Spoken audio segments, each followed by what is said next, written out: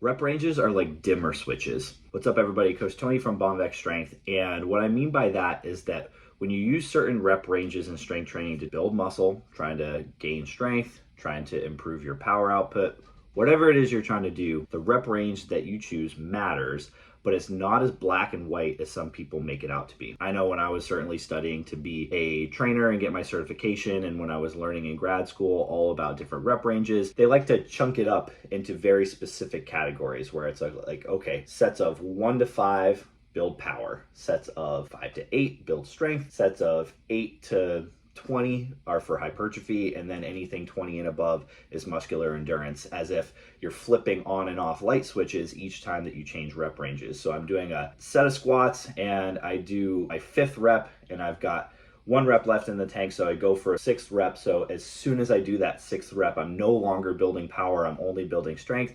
There's no way that that happens. Your body does not distinguish, from one rep range to another and then just doesn't build that strength quality that the previous rep range was meant to build. It's more like a dimmer switch. So if you have a dimmer switch, in your house where you can make the light brighter by pushing it up, make the light lower by pulling it down, that's kind of the way rep ranges work, where you're probably going to get some sort of stimulus of all those strength qualities, but the stimulus is going to be more pronounced at a certain rep range. So if I'm doing sets of 5, I'm probably building a good deal of power, a lot of strength. I might have a very small hypertrophy effect, and I may have really a limited muscular endurance effect. On the flip side, if I take a pretty lightweight and I do a ton of reps with it, I do 20, 30 reps before I approach muscular failure, I'm going to be building a lot of muscular endurance. I'll probably have a hypertrophy effect as well. Am I going to build as much strength and am I going to build any power? It's probably going to be marginal at best,